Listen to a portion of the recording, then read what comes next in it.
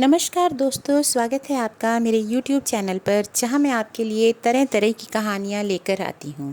आज मैं आपके लिए लेकर आई हूं मुंशी प्रेमचंद जी द्वारा लिखी हुई बहुत ही प्रसिद्ध कहानी सौत।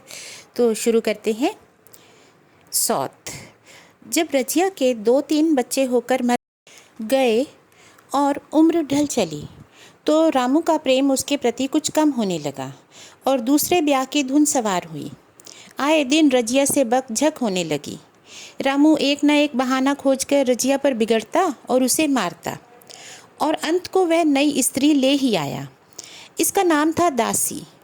चंपई रंग था, बड़ी बड़ी आंखें, जवानी की उम्र। पीली कुशांगी रजिया भला इस नवयौवना के सामने क्या जचती। फिर भी वह जाते हुए स्वामित्व को जितने दिन हो सके अपने अधिकार में रखना चाहती थी। तिगरते हुए छप्पर को थूनियों से संभालने की चेष्टा कर रही थी। इस घर को उसने मर मर कर बनाया था, उसे सहज ही में नहीं छोड़ सकती। वह इतनी बेसमझ नहीं है कि अपना घर छोड़कर चली जाए और दासी राज करे। एक दिन रजिया ने रामू से कहा, मेरे पास साड़ी नहीं है, जाकर ला दो। रामू उसके एक दिन पहले दासी के लिए अच्छी सी चुंदरी लाया था। रजिया की मांग सुनकर बोला, अभी मेरे पास रुपया नहीं था। रजिया को साड़ी की उतनी चाह न थी जितना रामू और दसिया के आनंद में विघ्न डालने की। बोली, रुपए नहीं थे तो कल अपनी चहेती के लिए चुंदरी कहाँ से लाए? चुंदरी के बदले उसी दाम में 2 साड़ियाँ लाते तो एक मेरे काम ना आती। रामू ने स्वेच्छा भाव से कहा, मेरी इच्छा, जो चाहूँगा करूँगा, तू बोलने वाली कौन है? अभी उसके खाने खेलने के दिन हैं। तू चाहती है उसे अभी से नोन तेल की चिंता में डाल दूँ? यह मुझसे ना होगा। तुझे ओढ़ने पहनने की साध है तो काम कर। भगवान ने क्या हाथ पैर नहीं दिए? पहले तो घड़ी रात उठकर काम धंधे में लग जाती थी, अब इसकी डाह में पहर दिन तक पड़ी रहती है। तो रुपए क्या आकाश से गिरेंगे? मैं तेरे लिए अपनी जान थोड़ी ही दे दूंगा। रजिया ने कहा, तो क्या मैं उसकी लौंडी हूँ कि वह रानी की तरह पड़ी रहे और मैं घर का सारा काम करती रहूँ? इतने दिनों छाती फाड़ कर काम किया, उसका यह फल मिला, तो अब मेरी बला काम करने आती है। इस पर रामू बोला, मैं जैसे रखूँगा वैसे ही तुझे रहना पड़ेगा। तो रजिया ने भी जवाब दे दिया, मेरी इच्छा होगी रहूँगी, नहीं तो अलग हो जाऊँगी। रामू ने फिर कहा, जो तेरी इच्छा हो कर, मेरा गला छोड़। इस पर रजिया बोली, अच्छी बात है, आज से तेरा गला छोड़ती हूँ, समझ लूँगी विधवा हो गई। रामू दिल में इतना तो समझता था कि यह गृहस्थी रजिया की जोड़ी हुई है, चाहे उसके रूप में उसके लोचन विलास के लिए आकर्षण ना हो। संभव था कुछ देर के बाद वह जाकर रजिया को मना लेता, पर दासी भी कूटनीति में कुशल थी। उसने गर्म लोहे पर चोटें जमाना शुरू कर दी। बोली, आज देवी जी किस बात पर बिगड़ रही थी? रामू ने उदास मन से कहा, तेरी चुंदरी के पीछे रजिया महाभारत मचाए हुए है। अब कहती है अलग रहूँगी। मैंने भी कह दिया, जैसी तेरी इच्छा हो कर। दसिया ने आंखें मटका कर कहा, यह सब नखरे हैं कि आकर हाथ पांव जोड़ें, मनावन करें, और कुछ नहीं। तुम चुपचाप बैठे रहो, 2-4 दिन में अपने आप गर्मी उतर जाएगी। तुम कुछ बोलना नहीं, नहीं तो उसका मिजाज और आसमान पर चढ़ जाएगा। रामू ने गंभीर भाव से कहा, दासी तुम जानती हो वे कितनी घमंडिन है। वह मुँह से जो बात कहती है उसे करके छोड़ती है। रजिया को भी रामू से ऐसी कृतज्ञता की आशा न थी। वह जब पहले किसी सुंदर नहीं, इसलिए रामू को अब उससे प्रेम नहीं है। पुरुष चरित्र में यह कोई असाधारण बात न थी, लेकिन रामू उससे अलग रहेगा, इसका उसे विश्वास न आता था। यह घर उसी ने पैसा पैसा जोड़कर बनवाया, गृहस्थी भी उसी की जोड़ी हुई थी, अनाज का लेन देन उसी ने शुरू किया। इस घर में आकर उसने कौन कौन से कष्ट नहीं झेले। इसीलिए तो कि पौरुष थक जाने पर एक टुकड़ा चैन से खाएगी और पड़ी रहेगी, और आज वह इतनी निर्दयता से दूध की मक्खी की तरह उसको निकाल कर फेंक रहा है। रामू ने इतना भी न कहा, तू अलग नहीं रहने पाएगी, मैं या तो खुद मर जाऊंगा या तुझे मार डालूंगा, पर तुझे अलग न होने दूंगा। तुझसे मेरा ब्याह हुआ है, हंसी ठट्ठा नहीं है। तो जब रामू को उसकी परवाह नहीं है तो वह रामू को क्यों परवाह करे? क्या सभी स्त्रियों के पुरुष बैठे होते हैं? सभी के माँ बाप बेटे पोते होते हैं? आज उसके लड़के जीते होते तो मजाल थी यह नई स्त्री लाते और मेरी यह दुर्गति करते। इस निर्दयी को मेरे ऊपर इतनी भी दया नहीं आई। नारी हृदय की सारी परवशता इस अत्याचार से विद्रोह करने लगी। वही आग जो मोटी लकड़ी को स्पर्श भी नहीं कर सकती, फूस को जलाकर भस्म कर देती है। दूसरे दिन रजिया एक दूसरे गांव में चली गई। उसने अपने साथ कुछ न लिया। जो साड़ी उसकी देह पर थी वही उसकी संपत्ति थी। विधाता ने उसके बालकों को पहले ही छीन लिया था, आज घर भी छीन लिया। रामू उस समय दासी के साथ बैठा हुआ आमोद विनोद कर रहा था। रजिया को जाते देखकर शायद वह समझ न सका कि वह चली जा रही है। रजिया ने यही समझा, इसलिए चोरों की भांति वह जाना भी न चाहती थी। वह दासी को, उसके पति को और सारे गांव को दिखा देना चाहती थी कि वह इस घर से धेले की भी चीज़ नहीं ले जा रही है। गांव वालों की दृष्टि में रामू का अपमान करना ही अब उसका लक्ष्य था। उसके चुपचाप चले जाने से तो कुछ भी ना होगा। रामू उल्टा सबसे कहेगा, रजिया घर की सारी संपदा उठा ले गई। उसने रामू को पुकार कर कहा, संभालो अपना घर, मैं जाती हूँ। तुम्हारे घर की कोई भी चीज़ अपने साथ नहीं ले जाती। रामू एक क्षण के लिए कर्तव्य भ्रष्ट हो गया। क्या कहे उसकी समझ में नहीं आया। उसे आशा न थी वह यूँ जाएगी।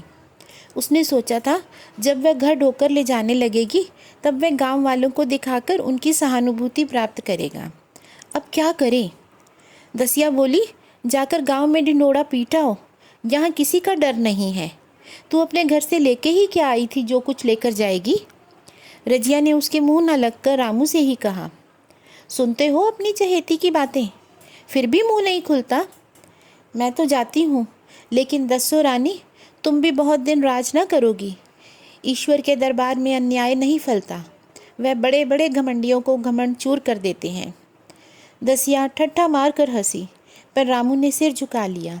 रजिया चली गई। रजिया जिस नए गांव में आई थी वह रामू के गांव से मिला ही हुआ था, अतएव यहाँ के लोग उससे परिचित थे। वह कैसी कुशल गृहिणी है, कैसी मेहनती है, कैसी बात की सच्ची है, यह यहाँ किसी से छिपा ना था।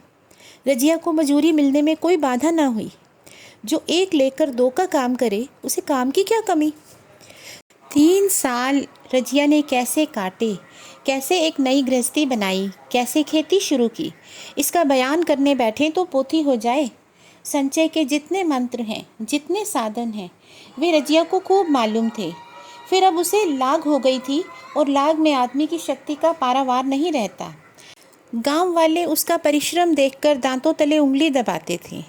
वह रामू को दिखा देना चाहती थी, मैं तुमसे अलग होकर भी आराम से रह सकती हूँ। अब वह पराधीन नारी नहीं है, अपनी कमाई खाती है। रजिया के पास बैलों की एक अच्छी जोड़ी है और रजिया उन्हें केवल खली भूसी देकर नहीं रह जाती, रोज़ 2-2 रोटियां भी खिलाती है, फिर उन्हें घंटों सहलाती। कभी कभी उनके कंधों पर सिर रखकर रोती है और कहती है, बेटे हो या पति हो, सब तुम ही हो, मेरी जान अब तुम्हारे ही साथ है। दोनों बैल शायद रजिया की भाषा और भाव समझते हैं। वे मनुष्य नहीं, बैल हैं। दोनों सिर नीचा करके रजिया का हाथ चाट कर उसे आश्वासन देते हैं। वे उसे देखते ही कितने प्रेम से उसकी ओर ताकते लगते हैं, कितने हर्ष से कंधा झुलाकर उस पर जुआ रखवाते हैं और कैसा जी तोड़ काम करते हैं। यह वह लोग समझ सकते हैं जिन्होंने बैलों की सेवा की है और उनको हृदय से अपनाया है। रजिया इस गांव की चौधराइन है। उसकी बुद्धि जो पहले नित्य आधार खोजती रहती थी और स्वच्छंद रूप से अपना विकास ना कर सकती थी, अब छाया से निकलकर प्रौढ़ और उन्नत हो गई है। एक दिन रजिया घर लौटी तो एक आदमी ने कहा, तुमने नहीं सुना चौधराइन, रामू तो बहुत बीमार है, सुना 10 लंघन हो गए हैं। रजिया ने उदासीनता से कहा, जूड़ी है क्या? इस पर उसने कहा, जूड़ी नहीं, कोई दूसरा रोग है। बाहर खाट पर पड़ा था। मैंने पूछा, कैसा जी है रामू? तो रोने लगा, बुरा हाल है, घर में एक पैसा भी नहीं कि दवा दारू करे। दसिया के एक लड़का हुआ है, वह तो पहले भी काम धंधा ना करती थी और अब तो लड़कोरी है, कैसे काम करने आए। सारी मार रामू के सिर जाती है। फिर गहने चाहिए, नहीं दुल्हन यों कैसे रहे। रजिया ने घर में जाते हुए कहा, जो जैसा करेगा आप भोगेगा। लेकिन अंदर उसका जी न लगा। वह एक क्षण में फिर बाहर आई। शायद उस आदमी से कुछ पूछना चाहती थी और इस अंदाज से पूछना चाहती थी मानो उसे कुछ परवाह नहीं है, पर वह आदमी चला गया था। रजिया ने पूरब पश्चिम जा कर देखा, वह कहीं ना मिला। तब रजिया द्वार की चौखट पर बैठ गई। उसे वे शब्द याद आए जो उसने 3 साल पहले रामू के घर से चलते समय कहे थे। उस वक्त जलन में उसने उसे शाप दिया था। अब वह जलन न थी। समय ने उसे बहुत कुछ शांत कर दिया था। रामू और दासी की हीनावस्था अब ईर्ष्या के योग्य नहीं, दया के योग्य थी। उसने सोचा, रामू को 10 लंघन हो गए हैं तो अवश्य ही उसकी दशा अच्छी ना होगी। कुछ ऐसा मोटा ताजा तो पहले भी न था। 10 लंघन ने तो बिल्कुल ही घुला डाला होगा। फिर इधर खेती बाड़ी में भी टोटा ही रहा। खाने पीने को भी ठीक ठाक ना मिला होगा। पड़ोस की एक स्त्री ने आग लेने के बहाने आकर पूछा, सुना रामू बहुत बीमार है, जो जैसा करेगा वैसा पाएगा। तुम्हें इतनी बेदर्दी से निकाला कि कोई अपने बैरी को भी ना निकालेगा। रजिया ने टोका, नहीं दीदी, ऐसी बात न थी। वे तो बेचारे कुछ बोले ही नहीं। मैं चली तो सिर झुका दिया। दसिया के कहने में आकर वे चाहे जो कुछ कर बैठे हों, यूँ मुझे कभी कुछ नहीं कहा। किसी की बुराई क्यों करूं? फिर कौन मर्द ऐसा है जो औरतों के बस नहीं हो जाता? दसिया के कारण उनकी यह दशा हुई है। पड़ोसिन आग ना मांगकर मुंह फेर कर चली गई। अब रजिया ने कलसा और रस्सी उठाई और कुएं पर पानी खींचने गई। बैलों को सानी पानी देने की बेला आ गई थी, पर उसकी आंखें उस रास्ते की ओर लगी हुई थी जो मलसी मतलब रामू का गांव उस तरफ को जाता था। कोई उसे बुलाने अवश्य आ रहा होगा। नहीं, बिना बुलाए वह कैसे जा सकती है? लोग कहेंगे आखिर दौड़ी आई ना। मगर रामू तो अचेत पड़ा होगा। 10 लंघन थोड़े ही होते हैं। उसकी देह में था ही क्या? फिर उसे कौन बुलाएगा? दसिया को क्या गरज पड़ी है? कोई दूसरा घर कर लेगी, जवान है, 100 गाहक निकल आवेंगे। अच्छा, वह कोई आ तो रहा है। हाँ, कोई आ रहा है। कुछ घबराया सा जान पड़ता है। कौन आदमी है? इसे तो कभी मलसी में नहीं देखा। मगर इस वक्त से मलसी कभी गई भी तो नहीं। 2-4 नए आदमी आकर बसे होंगे। बटोही चुपचाप कुएं के पास से निकला। रजिया ने कलसा जगत पर रख दिया और उसके पास जाकर बोली, रामू महतो ने भेजा है तुम्हें? अच्छा तो चलो घर, मैं तुम्हारे साथ चलती हूँ। नहीं, मुझे अभी कुछ देर है। बैलों को सानी पानी देना है, दिया बत्ती करनी है। तुम्हें रुपए दे दूँ? जाकर दसिया को दे देना। कह देना कोई काम हो तो बुला भेजें। बटोही रामू को क्या जाने, किसी दूसरे गांव का रहने वाला था। पहले तो चकराया, फिर समझ गया। चुपके से रजिया के साथ चला गया और रुपए लेकर लंबा हुआ। चलते चलते रजिया ने पूछा, अब क्या हाल है उनका? बटोही ने अटकते हुए कहा, अब तो कुछ संभल रहे हैं। रजिया ने फिर से पूछा, दसिया बहुत रो धो तो नहीं रही? उसने कहा, रोती तो नहीं थी। फिर रजिया ने कहा, वह क्यों रोएगी, मालूम होगा पीछे से। बटोही चला गया और रजिया ने बैलों को सानी पानी किया, पर मन रामू की ओर ही लगा हुआ था। स्नेह स्मृतियाँ छोटी छोटी तारिकाओं की भांति मन में उदित होती चली जाती थी। एक बार जब वह बीमार पड़ी थी तो उसे वह बात याद आ गई। 10 साल हो गए। वह कैसे रात दिन उसके सिरहाने बैठा रहता था। खाना पीना तक भूल गया था। उसके मन में आया, क्यों न चलकर देख ही आवे, कोई क्या कहेगा। किसका मुँह है जो कुछ कहे। चोरी करने नहीं जा रही हूँ, उस आदमी के पास जा रही हूँ जिसके साथ 15-20 साल रही हूँ। दसिया नाक सिकोड़ेगी, पर मुझे उससे क्या मतलब। रजिया ने किवाड़ बंद किए, घर मजूर को सहेजा और रामू को देखने चली, कांपती झिझकती, क्षमा का दान लिए हुए। रामू को उधर थोड़े ही दिन में मालूम हो गया था कि उसके घर की आत्मा निकल गई और वह चाहे कितना जोर करे, कितना ही सिर खपाए, उसमें स्फूर्ति नहीं आती। दासी सुंदरी थी, शौकीन थी और फूहड़ थी। जब पहला नशा उतरा तो ठाएं ठाएं शुरू हो गई। खेती की उपज कम होने लगी और जो होती भी वह ऊट-पटांग खर्च हो जाती थी। ऋण लेना पड़ता था। इसी चिंता और शोक में उसका स्वास्थ्य बिगड़ने लगा। शुरू में उसने कुछ परवाह न की, परवाह करके वह करता भी क्या। घर में पैसे ना थे।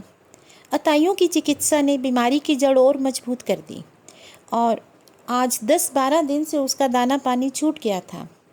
मौत के इंतज़ार में खाट पर पड़ा करा रहा था और अब वह दशा हो गई थी कि जब हम भविष्य से निश्चिंत होकर अतीत में विश्राम करते हैं, जैसे कोई गाड़ी आगे का रास्ता बंद पाकर पीछे लौटे। रजिया को याद करके बार बार रोता और दासी को कोसता, तेरे ही कारण मैंने उसे घर से निकाला। वह क्या गई, लक्ष्मी चली गई।